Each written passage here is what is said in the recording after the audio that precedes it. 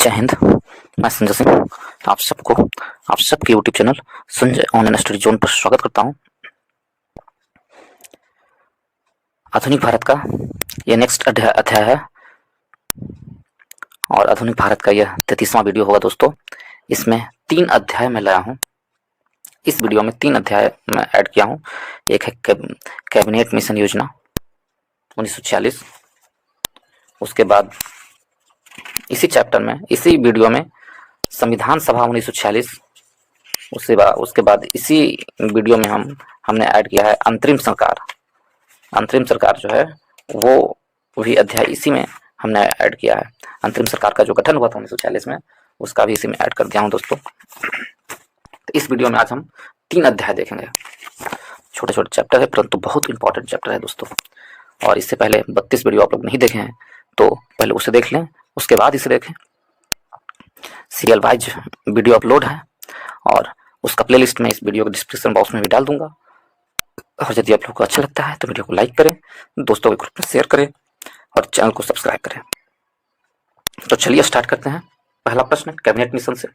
पहला प्रश्न है, कैबिनेट मिशन की अध्यक्षता किसके द्वारा की गई थी?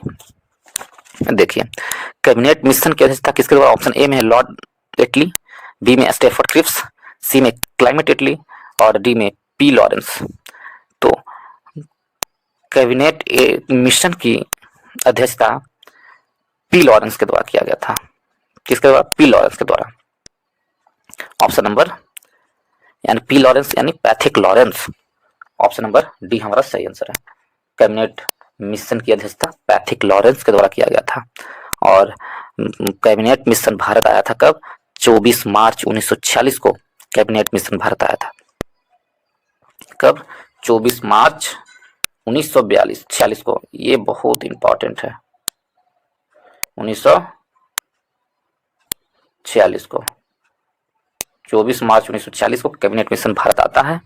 पैथिक लॉरेंस इसकी अध्यक्षता करते हैं। तो नेक्स्ट प्रश्न चलते हैं। ऑप्शन नंबर डी हमारा सही आंसर है। नेक्स्ट प्रश्न चलते हैं प्रश्न नंबर 2 में। वर्ष 1946 के कैबिनेट मिशन का नेतृत्व किया गया था, वही प्रश्न है, किसके द्वारा किया गया था कैबिनेट मिशन का नेतृत्व 1946 में? तो पैथिक लॉरेंस के द्वारा। ऑप्शन नंबर ए हमारा सही आंसर है। नेक्स्ट प्रश्न, प्रश्न नंबर 2 में, निम्नलिखित में से किसने 1946 के कैबिनेट मिशन का नेतृत्व किया था? तो 1946 के कैबिनेट मिशन का नेतृत्व किसने किया था? Hugh Gates Clay, sir John Simon, sir Pethick Lawrence, तुम से कोई नहीं। तो ऑप्शन नंबर सी मेरा सही आंसर होगा। पैथिक लॉरेंस ने कैबिनेट मिशन का नेतृत्व किया था 1946 में। नेक्स्ट प्रश्न चलते हैं प्रश्न नंबर 4 की ओर। प्रश्न नंबर 4 में है, द्वितीय विश्व युद्ध के बाद 1946 में कौन भारत आया था? द्वितीय विश्व युद्ध के बाद 1946 में भारत आया था cabinet mission. Option number B हमारा सही आंसर होगा। द्वितीय विश्व युद्ध के बाद भारत में आया था cabinet mission 1946। Option number B सही आंसर है।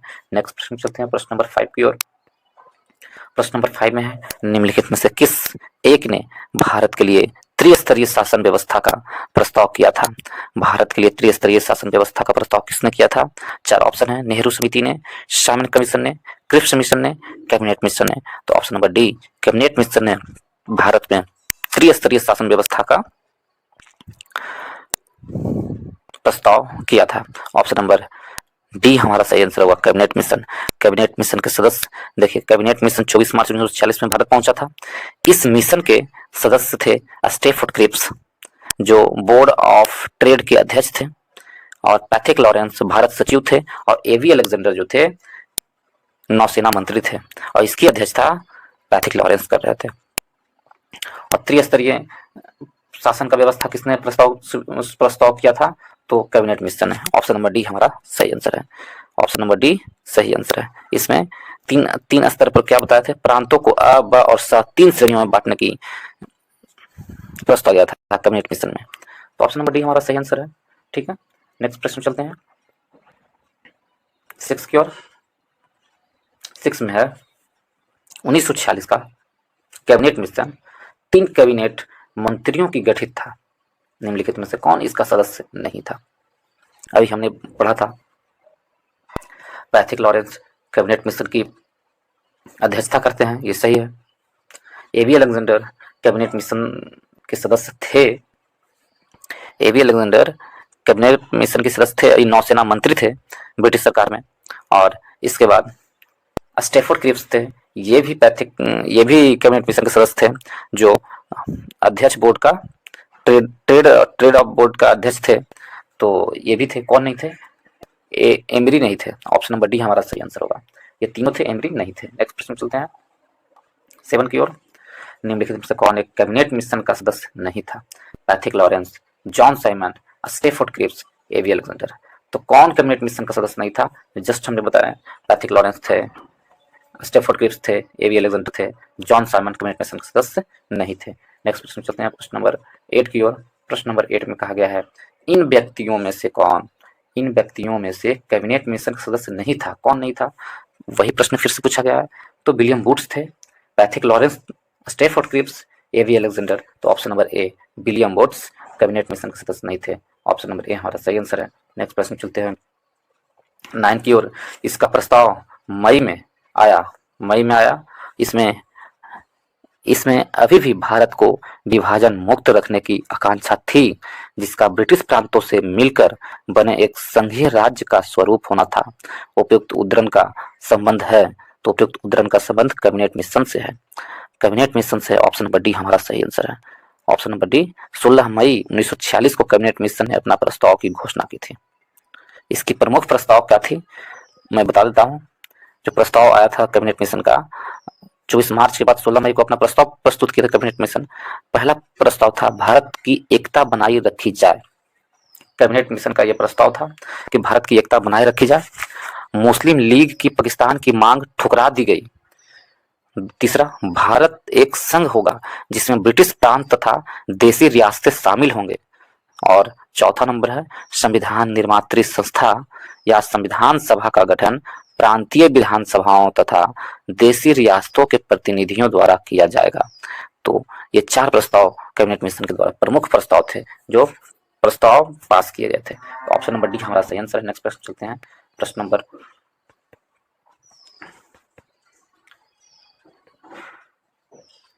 10 की ओर। प्रश्न नंबर 10 में है, कैबिनेट मिशन योजना के विषय में निम्नलिखित में से कौन सा सही नहीं है? कौन सही नहीं है कैबिनेट मिशन योजना के विषय में? प्रांतीय समूहीकरण, भारतीय सदस्यों वाला अंतरिम मंत्रिमंडल, पाकिस्तान की स्वीकृति, संविधान निर्माण का अधिकार। तो अभी हमने कहा था ये 4 प्रमुख सदस्य स्वीकृति दी गई थी कैबिनेट मिशन की तरफ से, लेकिन इसमें पाकिस्तान की मांग को ठुकरा दिया गया था, ना कि स्वीकृत किया गया था। तो ऑप्शन नंबर सी सही नहीं है। पाकिस्तान की मांग को स्वीकृत नहीं की गई थी, स्वीकृति नहीं दी गई थी। तो ऑप्शन नंबर सी सही आंसर है। प्रांतीय समूहीकरण था, भारतीय सदस्यों वाला अंतरिम मंत्रिमंडल भी था और संविधान निर्माण का अधिकार भी था, परंतु ऑप्शन नंबर सी नहीं था।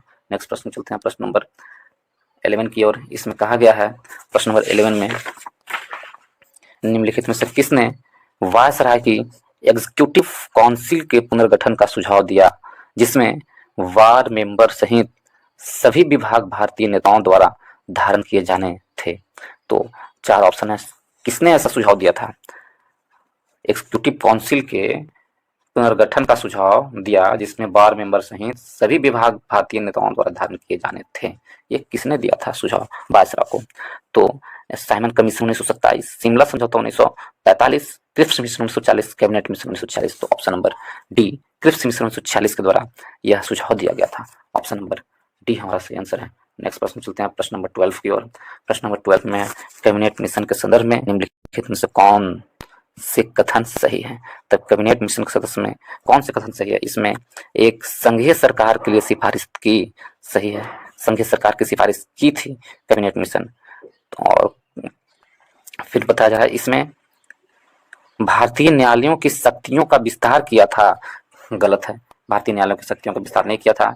इसने आईसीएस में अपने अधिक भारतीयों के लिए उपबंध किया था, अधिक भारतीयों के लिए थी, ये भी गलत है।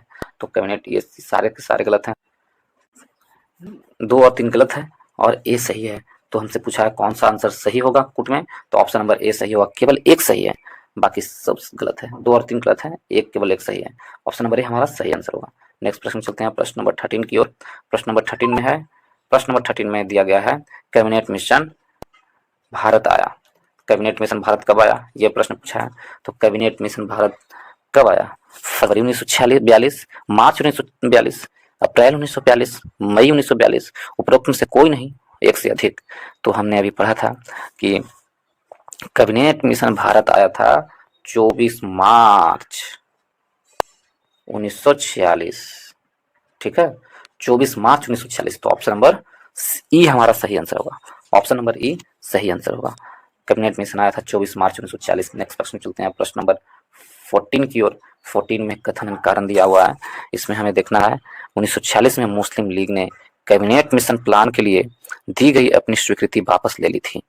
1946 में मुस्लिम लीग ने कैबिनेट मिशन प्लान के लिए दी गई स्वीकृति को क्या की थी, वापस ले ली थी। बिल्कुल सही है, बिल्कुल सही है। और 1946 में गठित अंतरिम सरकार ने मुस्लिम लीग शामिल हुई थी। तो 1946 में गठित अंतरिम सरकार में मुस्लिम लीग शामिल हुई थी, तो ये भी सही है। तो इस प्रकार ए और आर दोनों सही है, परंतु ए और आर दोनों सही है, परंतु आर है जो ए की व्याख्या नहीं करती है। तो ऑप्शन नंबर बी हमारा सही आंसर होगा। इस प्रकार ऑप्शन नंबर बी सही आंसर है। नेक्स्ट प्रश्न चलते हैं प्रश्न नंबर 15 की ओर। 15 में कांग्रेस के निम्नलिखित नेताओं में से कौन एक कैबिनेट मिशन योजना के पक्ष में पूरी तरह से था। तो कैबिनेट मिशन योजना के पक्ष में पूरी तरह से कौन था, चार ऑप्शन है। कांग्रेस के निम्नलिखित नेताओं में से कौन एक कैबिनेट मिशन योजना के पक्ष में पूरी तरह से था। महात्मा गांधी, जवाहरलाल नेहरू, सरदार पटेल, मौलाना अबुल कलाम आजाद। तो ऑप्शन नंबर ए महात्मा गांधी था जो कैबिनेट मिशन योजना के पक्ष में पूरी तरह से था। ऑप्शन नंबर ए हमारा सही आंसर होगा, महात्मा गांधी थे। ऑप्शन नंबर ए सही आंसर है। नेक्स्ट प्रश्न चलते हैं 16 नंबर प्रश्न में। वह कौन सा कांग्रेस अध्यक्ष था जिसने क्रिप्स मिशन व लॉर्ड बेवेल दोनों से वार्ता की थी। अबुल कलाम आजाद, जवाहरलाल नेहरू, जेवी कृपलानी, सी राजगोपालाचारी। तो ऑप्शन नंबर ए अबुल कलाम आजाद जो थे क्रिप्स मिशन और लॉर्ड बेवेल दोनों से वार्ता किए थे। क्रिप्स मिशन और लॉर्ड बेवेल दोनों से वार्ता किए थे अबुल कलाम आजाद और जवाहरलाल। अबुल कलाम आजाद ने क्रिप्स मिशन और लॉर्ड बेवेल दोनों से वार्ता किए थे। ऑप्शन नंबर ए सही आंसर है। अब्दुल कलाम आजाद 1940 से 45 तक 40 से 45 तक इनका कार्यकाल था, कांग्रेस के अध्यक्ष रहे थे। और क्रिप्स मिशन 1942 में आता है और बेवेल था जो 1945 में आता है, बेवेल योजना। तो दोनों से वार्ता करने वाले कौन थे, तो अब्दुल कलाम आजाद। ऑप्शन नंबर ए हमारा सही आंसर है। नेक्स्ट प्रश्न चलते हैं प्रश्न नंबर 17 की ओर। और इस चैप्टर का कैबिनेट मिशन का ये लास्ट प्रश्न है दोस्तों। यदि आप लोगों को अच्छा लगा हो तो वीडियो को लाइक करें, दोस्तों के ग्रुप में शेयर करें एंड चैनल को सब्सक्राइब करना ना भूलें दोस्तों। इसके बाद में संविधान सभा 1946 इसी वीडियो में मैं बताऊंगा। इस अध्याय से कुछ प्रश्न हैं, इसे भी मैं इसी वीडियो में लाया हूँ, संविधान सभा 1946 को। और यदि आप पिछले वाले वीडियो को नहीं देखें दोस्तों, आधुनिक भारत का, प्राचीन भारत का और मध्यकालीन भारत का भी मैं चैप्टर वाइज वीडियो अपलोड कर चुका हूँ। यदि आप लोग उसे नहीं देखे हैं तो डिस्क्रिप्शन बॉक्स में जाकर चेक करें, मैं उसका लिंक दे दूंगा। और संविधान से संबंधित पूरी वीडियो चैप्टर वाइज अपलोड है, उसे भी मैं डिस्क्रिप्शन बॉक्स में टैग कर दूंगा, आप लोग जाकर देख सकते हैं और उसका लाभ उठाएं। और अच्छा लगता है तो वीडियो को लाइक शेयर एंड सब्सक्राइब करना भूलें। तो चलिए इस लास्ट प्रश्न को देख लेते हैं। कैबिनेट मिशन के भारत आगमन के समय भारतीय राष्ट्रीय कांग्रेस के अध्यक्ष कौन था। जब कैबिनेट मिशन 1946 में भारत आया था तो उस समय भारत का राष्ट्रीय कांग्रेस का अध्यक्ष कौन था। चार ऑप्शन है, जवाहरलाल नेहरू, जेवी कृपलानी, मौलाना अब्दुल कलाम आजाद, सरोजिनी नायडू। तो ऑप्शन नंबर सी मौलाना अब्दुल कलाम आजाद जो थे कैबिनेट मिशन के सदस्य में। कैबिनेट मिशन जब भारत आया था तो उस समय भारत के कांग्रेस के अध्यक्ष थे मौलाना अब्दुल कलाम आजाद। ऑप्शन नंबर सी सही आंसर है, ऑप्शन नंबर सी सही आंसर है। नेक्स्ट अध्याय की ओर चलते हैं। नेक्स्ट अध्याय है संविधान सभा 1946। संविधान सभा 1946 से जो इस प्रश्न है उसे हम लोग देखेंगे। तो इसमें पहला प्रश्न है, स्वतंत्र भारत के लिए संविधान की रचना हेतु संविधान सभा का विचार निम्न में से सर्वप्रथम प्रस्तुत किया था। तो स्वतंत्र भारत के लिए संविधान सभा की जो प्रथम बार प्रस्तुत किया था, कब, किसने किया था, संविधान सभा का विचार किसने प्रथम बार प्रस्तुत किया था। स्वराज पार्टी 1935, कांग्रेस पार्टी 1936 या मुस्लिम लीग 1942, सर्वदलीय सम्मेलन 1946। तो इसमें आंसर होना चाहिए Swaraj party 1934। Swaraj party 1934 answer होना चाहिए, जबकि 1935 दिया हुआ तो ये गलत है। स्वराज पार्टी 34 होना चाहिए। संविधान सभा की रचना हेतु संविधान सभा का विचार सर्वप्रथम प्रस्तुत किया था तो स्वराज पार्टी 1935। तो ऑप्शन नंबर ए हमारा सही आंसर हो जाएगा। ठीक है, ऑप्शन नंबर ए सही आंसर होगा। नेक्स्ट प्रश्न चलते हैं, प्रश्न नंबर 2 की ओर। संविधान सभा जिसने भारतीय संविधान का निर्माण किया का गठन किया गया था। संविधान सभा जिसने भारतीय संविधान का निर्माण किया उसका गठन कब किया गया था। तो 4 ऑप्शन है। इंडियन इंडिपेंडेंस एक्ट के अंतर्गत, गवर्नमेंट ऑफ इंडिया एक्ट 1935 के अंतर्गत, महारानी की घोषणा के अंतर्गत या कैबिनेट मिशन प्लान के अंतर्गत। तो कहा जा रहा है संविधान सभा जिसने भारतीय संविधान का निर्माण किया था उसका गठन किया गया था तो कैबिनेट मिशन प्लान के अंतर्गत 1946 में जो कैबिनेट मिशन 24 मार्च 1946 में जो कैबिनेट मिशन आया था उसके प्लान के तहत भारत में संविधान सभा का गठन किया गया था। और उस कैबिनेट मिशन के 3 सदस्य थे और इसकी अध्यक्षता पैथिक लॉरेंस कर रहे थे। और 3 सदस्यीय मिशन था कैबिनेट मिशन, उसमें से एक थे पैथिक लॉरेंस, दूसरा एबी अलेक्जेंडर और तीसरा थे स्टेफोर्ड क्रिप्स। और इसकी अध्यक्षता पैथिक लॉरेंस कर रहे थे। आया कब था कैबिनेट मिशन? 24 मार्च 1946 को भारत आया था। तो ऑप्शन नंबर डी हमारा सही आंसर है। नेक्स्ट प्रश्न चलते हैं प्रश्न नंबर 3 की ओर। प्रश्न नंबर 3 में है, निम्नलिखित में से किस एक ने भारत के लिए संविधान सभा के विचार दिया था। संविधान सभा का विचार किसने दिया था भारत के लिए? साइमन कमीशन, राजाजी फार्मूला या कैबिनेट मिशन योजना, बेबल योजना। Option number C cabinet mission योजना ने भारत को संविधान सभा के गठन का विचार दिया था। ऑप्शन नंबर सी हमारा सही आंसर है। नेक्स्ट प्रश्न चलते हैं प्रश्न नंबर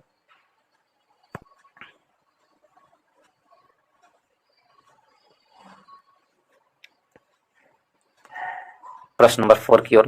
प्रश्न नंबर 4 में है, कैबिनेट मिशन योजना के अंतर्गत संविधान निर्मात्री परिषद में प्रत्येक प्रांत को आवंटित सदस्य संख्या निर्धारित करने के लिए एक प्रतिनिधि कितनी जनसंख्या के अनुपात में था।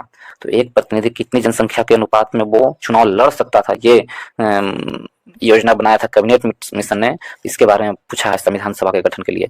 तो ऑप्शन नंबर बी, एक सदस्य 10 लाख व्यक्तियों पर एक सदस्य खड़ा करने की या चुनाव लड़ने की व्यवस्था की गई थी कैबिनेट मिशन के द्वारा। ऑप्शन नंबर बी हमारा सही आंसर होगा। नेक्स्ट प्रश्न चलते हैं प्रश्न नंबर 5 की ओर। संविधान सभा का पहला सत्र हुआ था। तो संविधान सभा का पहला सत्र कब हुआ था? 16 अगस्त 1947 को, 24 जनवरी 1948 को और 6 दिसंबर 1946 को, 9 दिसंबर 1946 को या 26 नवंबर 1946 को। तो संविधान सभा का प्रथम बैठक 9 दिसंबर 1946 को हुआ था। ऑप्शन नंबर सी दिल्ली में आरंभ हुआ था संविधान सभा का प्रथम बैठक 9 दिसंबर 1946 को। और इसके 2 दिन पश्चात 11 दिसंबर को संविधान सभा में डॉक्टर राजेंद्र प्रसाद को अपना अस्थायी अध्यक्ष चुने जाते हैं 11 दिसंबर को, और 13 दिसंबर को प्रस्ताव पेश किया जाता है। तो ऑप्शन नंबर सी प्रथम बैठक कब हुआ था? 9 दिसंबर 1946 को। ऑप्शन नंबर सी सही आंसर है। नेक्स्ट प्रश्न चलते हैं प्रश्न नंबर 6 की ओर। इसमें से कौन भारतीय संविधान सभा का अध्यक्ष था? तो भारतीय संविधान सभा का अध्यक्ष डॉक्टर राजेंद्र प्रसाद थे। कौन? डॉक्टर राजेंद्र प्रसाद थे भारतीय संविधान सभा के अध्यक्ष। ऑप्शन नंबर ए हमारा सही आंसर हुआ। 11 दिसंबर को इनको अध्यक्ष चुना गया था। नेक्स्ट प्रश्न चलते हैं प्रश्न नंबर 7 की ओर। प्रश्न नंबर 7 में है, भारतीय उपनिवेश के लिए प्रभुसत्ता संपन्न संविधान सभा के प्रथम अध्यक्ष कौन थे? भारतीय उपनिवेश के लिए प्रभुसत्ता संपन्न संविधान सभा के लिए प्रथम अध्यक्ष 4 ऑप्शन है। सी राजगोपालाचारी, मौलाना अब्दुल कलाम आजाद, राजेंद्र प्रसाद, सच्चिदानंद सिन्हा। तो ऑप्शन नंबर सी राजेंद्र प्रसाद थे। राजेंद्र प्रसाद थे प्रथम अध्यक्ष। ऑप्शन नंबर सी हमारा सही आंसर है। नेक्स्ट प्रश्न चलते हैं प्रश्न नंबर 8 की ओर। प्रश्न नंबर 8 में है, निम्नलिखित कथन में से कौन सा एक सही है? तो क्या कथन दिया हुआ है? ए में है, वर्ष 1946 में प्रांतीय सभाओं द्वारा भारत की संविधान सभा चुनी गई थी। तो ये बिल्कुल सही है और बाकी सारा गलती है। निम्नलिखित में कौन सा एक सही है? तो ए ही प्रश्न हमारा सही है, एक ही कथन सही है, बाकी सब गलत है। ऑप्शन नंबर ए सही है। नेक्स्ट प्रश्न चलते हैं प्रश्न नंबर 9 की ओर। प्रश्न नंबर 9 को देखें, सच्चिदानंद सिन्हा किसके साथ जुड़े थे? सच्चिदानंद सिन्हा भारत छोड़ो आंदोलन के साथ, दांडी मार्च के साथ, सविनय अवज्ञा आंदोलन के साथ, या इनमें से कोई के साथ नहीं। तो सच्चिदानंद सिन्हा थे जो भारत छोड़ो आंदोलन के साथ जुड़े हुए थे। ऑप्शन नंबर ए हमारा सही आंसर होगा, भारत छोड़ो आंदोलन के साथ जुड़े हुए थे। और इन्हें संविधान सभा के प्रथम अधिवेशन में यानी 9 दिसंबर 1946 को सर्वसम्मति से अस्थायी अध्यक्ष चुना गया था सच्चिदानंद सिन्हा को। संविधान सभा का जो प्रथम बैठक था उसमें अस्थायी अध्यक्ष के रूप में चुना गया था सचिदानंद सिन्हा को। ऑप्शन नंबर ए हमारा सही आंसर है। नेक्स्ट प्रश्न चलते हैं प्रश्न नंबर 10 की ओर। प्रश्न नंबर 10 में है निम्नलिखित में से किसने ब्रिटिश युग की केंद्रीय लेजिस्लेटिव असेंबली तथा स्वतंत्र भारत के संविधान में अध्यक्ष का पद संभाला था? तो केंद्रीय लेजिस्लेटिव असेंबली तथा स्वतंत्र भारत की संसद में अध्यक्ष का पद संभाला था सर अब्दुल रहीम, जीवी मावलंकर, अनंत सैनम अयंगर, विठल भाई पटेल। तो केंद्रीय लेजिस्लेटिव असेंबली का जो अध्यक्ष चुना गया था वो जीवी मावलंकर थे। पहले लोकसभा अध्यक्ष के रूप में यदि हम पूछे कौन थे तो जीवी मावलंकर। ऑप्शन नंबर बी हमारा सही आंसर है। ऑप्शन नंबर बी सही आंसर है। इन्हें 1952 से लेके 1956 तक रहे थे लोकसभा के प्रथम अध्यक्ष के रूप में, 52 से लेके 1956 तक। और ब्रिटिश युग में भी मावलंकर ने 1946 से लेके 47 तक केंद्रीय लेजिस्लेटिव असेंबली के अध्यक्ष रहे थे ब्रिटिश काल में भी, तो इसमें भी और स्वतंत्र भारत में भी। तो पहले अध्यक्ष कौन रहे थे? GB Mavalankar. Option number B हमारा सही आंसर है। इसके साथ ही संविधान सभा का जो भी महत्वपूर्ण प्रश्न था वो समाप्त होते हैं दोस्तों। यदि आप लोग को वीडियो अच्छा लगा हो तो वीडियो को लाइक, शेयर एंड सब्सक्राइब करें और चैनल को सब्सक्राइब करना ना भूलें। चलिए इसके बाद अगला चैप्टर हम लोग देखते हैं अंतरिम सरकार का गठन जो 1946 में हुआ था। इससे भी कुछ प्रश्न हैं, इसे भी हम लोग देख लेंगे। इस वीडियो में हमने 3 चैप्टर समाहित किया था दोस्तों, ये लास्ट चैप्टर है अंतरिम सरकार का गठन। तो चलिए इसे हम देखते हैं। पहला प्रश्न क्या था अंतरिम सरकार में? पहला प्रश्न है वर्ष 1946 में गठित अंतरिम कैबिनेट की अध्यक्षता किसने की?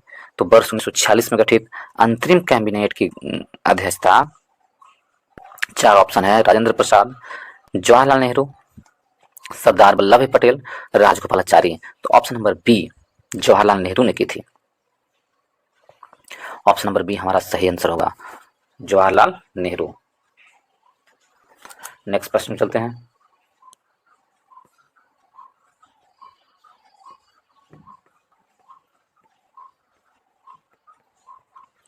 प्रश्न नंबर 2 में क्या है? पंडित जवाहरलाल नेहरू के नेतृत्व में अंतरिम सरकार का गठन हुआ था। तो पंडित जवाहरलाल नेहरू के नेतृत्व में अंतरिम सरकार का गठन सितंबर 1946 में हुआ था। 2 सितंबर 1946 में हुआ था अंतरिम सरकार की गठन जवाहरलाल नेहरू के नेतृत्व में। ऑप्शन नंबर सी सही आंसर है। नेक्स्ट प्रश्न चलते हैं प्रश्न नंबर 3 की ओर। प्रश्न नंबर 3 में कहा गया है जवाहरलाल नेहरू के अधीन एक अंतरिम सरकार का गठन कब हुआ था? तो जवाहरलाल नेहरू के अधीन अंतरिम सरकार का गठन 2 सितंबर 1946 को हुआ था। ऑप्शन नंबर सी हमारा सही आंसर है। नेक्स्ट प्रश्न चलते हैं प्रश्न नंबर 5 की ओर। इसमें कहा 4 की ओर, इसमें कहा गया है वर्ष 1946 के में बनी अंतरिम सरकार में डॉक्टर इंद्र प्रसाद के पास कौन सा विभाग था? तो डॉक्टर इंद्र प्रसाद के पास कौन सा विभाग था? खाद्य तथा कृषि। खाद्य तथा कृषि मंत्रालय किसके पास था? डॉक्टर इंद्र प्रसाद के पास था। Ministry of agriculture and food doctor Indra Prasad के पास था। जबकि रक्षा मंत्री कौन थे? बलदेव सिंह के पास रक्षा मंत्री था। रक्षा मंत्री बलदेव सिंह के पास था। और खाद्य एवं आपूर्ति ऑप्शन नंबर सी हमारा सही आंसर होगा, डॉक्टर इंद्र प्रसाद के पास था। और विदेश मंत्रालय एवं राष्ट्रमंडल से संबंधित मंत्रालय किसके पास था? जवाहरलाल नेहरू के पास था। नेक्स्ट प्रश्न चलते हैं प्रश्न नंबर 5 की ओर। इसमें अंतरिम सरकार 1946 में रेलवे मंत्रालय का कार्य कौन देखता था? तो रेलवे मंत्रालय का कार्य देखने वाले कौन थे? बलदेव सिंह, टी मुंदी या आसफ अली और अब्दुल रब निस्तार। तो option number C Asaf Ali के पास रेल मंत्रालय था। किसके पास? आसफ अली के पास रेल मंत्रालय था। अंतरिम सरकार में रेल मंत्री कौन थे? Asaf Ali. Option number C हमारा सही आंसर होगा। ऑप्शन नंबर सी सही आंसर है। नेक्स्ट प्रश्न चलते हैं प्रश्न नंबर 6 की ओर। इस प्रश्न में कहा गया है, प्रश्न नंबर 6 में है जब 1946 में भारतीय मुस्लिम लीग की अंतरिम सरकार में सम्मिलित किया गया तब लियाकत अली खां जो विभाग दिया गया वह था। तो लियाकत अली खां को कौन सा विभाग दिया गया था जब मुस्लिम लीग को अंतरिम सरकार में जोड़ा गया था? तो लियाकत अली खां को कौन सी मंत्रालय दिया गया था? 4 ऑप्शन है, विदेश मंत्रालय, गृह मंत्रालय, वित्त मंत्रालय, रक्षा मंत्रालय। तो ऑप्शन नंबर सी हमारा सही आंसर होगा, वित्त मंत्रालय लियाकत अली खां को दिया गया था। वित्त मंत्रालय लियाकत अली खां को दिया गया था। विदेश मामले और राष्ट्रमंडल संबंध किसके पास था? जवाहरलाल नेहरू के पास था। ठीक, गृह मंत्रालय सरदार वल्लभ भाई पटेल और वित्त मंत्री लियाकत अली को दे दिया गया था और रक्षा मंत्री बलदेव सिंह थे। नेक्स्ट प्रश्न, अब ऑप्शन नंबर सी हमारा सही आंसर है। नेक्स्ट प्रश्न चलते हैं, प्रश्न नंबर 7 नंबर प्रश्न में है। प्रश्न नंबर 7 में कहा गया है कि निम्नलिखित में से कौन नेहरू की अंतरिम सरकार 1946 में वित्त मंत्री था? तो वित्त मंत्री अंतरिम सरकार में कौन था नेहरू जी के? फजलुल हक, खिज्र हयात खां, लियाकत अली खां, गजनफर अली खां। तो option number C, Liaquat Ali Khan को वित्त मंत्री सौंपा गया था, वित्त मंत्रालय सौंपा गया था। तो ऑप्शन नंबर सी हमारा सही आंसर होगा। नेक्स्ट प्रश्न चलते हैं, प्रश्न नंबर 8 की ओर। प्रश्न नंबर 8 में है, निम्नलिखित में से कौन अंतरिम सरकार का सदस्य नहीं था? कौन अंतरिम सरकार का सदस्य नहीं था? Jawaharlal Nehru, Baldev Singh, Ali Zaheer, B R Ambedkar. तो ऑप्शन नंबर 8 का option number D, B R Ambedkar अंतरिम सरकार का सदस्य नहीं थे। ऑप्शन नंबर डी हमारा सही आंसर है। ऑप्शन नंबर डी सही आंसर है, ये नहीं थे। नेक्स्ट प्रश्न चलते हैं, प्रश्न नंबर 9 की ओर। प्रश्न नंबर 9 में है, निम्नलिखित में से कौन सितंबर 1946 को गठित अंतरिम सरकार के मंत्री नहीं थे? जवाहरलाल नेहरू मंत्री थे, लियाकत अली खां भी थे, लियाकत अली खां भी थे और अब्दुल कलाम आजाद नहीं थे। 2 सितंबर 1946 को गठित अंतरिम सरकार के मंत्री नहीं थे लिया अब्दुल कलाम आजाद, और उसके बाद डॉक्टर इंद्र प्रसाद भी थे। ऑप्शन नंबर सी हमारा सही आंसर होगा। कौन नहीं था? अब्दुल कलाम आजाद। ऑप्शन नंबर सी सही आंसर है। नेक्स्ट प्रश्न चलते हैं, प्रश्न नंबर 10 की ओर। प्रश्न नंबर 10 में है, प्रश्न नंबर 10 में 1946 के चुनाव के पश्चात मुस्लिम लीग ने किस प्रांत में अपनी सरकार बनाई? 1946 के चुनाव के पश्चात मुस्लिम लीग ने किस प्रांत में बनाई थी? 4 ऑप्शन है, बंगाल, उत्तर पश्चिम सीमा सब प्रांत, पंजाब या Bihar. Option number A, Bengal में मुस्लिम लीग ने कहाँ बनाई थी? तो बंगाल में बनाई थी मुस्लिम लीग ने, प्रांत में अपनी सरकार बनाई थी बंगाल में मुस्लिम लीग। ऑप्शन नंबर ए हमारा सही आंसर होगा। ऑप्शन नंबर ए सही आंसर होगा। नेक्स्ट प्रश्न चलते हैं, प्रश्न नंबर 11 की ओर, और इस वीडियो का अंतिम प्रश्न होगा दोस्तों। 11 नंबर प्रश्न में देखें, निम्नलिखित में से कौन सी तिथि मुस्लिम लीग ने सीधी कार्यवाही दिवस हेतु सुनिश्चित की थी? कौन सी तिथि थी जो मुस्लिम लीग ने सीधी कार्यवाही दिवस सुनिश्चित की थी? 13 अगस्त 1946, 14 अगस्त 1946, 15 अगस्त 1946 या 16 अगस्त 1946। ऑप्शन नंबर डी, 16 अगस्त 1946 मुस्लिम लीग ने सीधी कार्यवाही दिवस सुनिश्चित की थी। ऑप्शन नंबर डी हमारा सही आंसर होगा, 16 अगस्त 1946 को सीधी कार्यवाही दिवस। काफी इंपॉर्टेंट प्रश्न है दोस्तों। सीधी कार्यवाही दिवस मुस्लिम लीग ने कब घोषित की थी या सुनिश्चित की थी? 16 अगस्त 1946 को। ऑप्शन नंबर डी हमारा सही आंसर होगा। इसके साथ ही इस वीडियो को समाप्त करता हूं दोस्तों। यदि आप लोगों को वीडियो अच्छा लगा हो तो वीडियो को लाइक करें, दोस्तों के ग्रुप में शेयर करें एंड चैनल को सब्सक्राइब करना ना भूलें। तो चलिए वीडियो को समाप्त करते हैं। वीडियो को देखने के लिए बहुत बहुत धन्यवाद।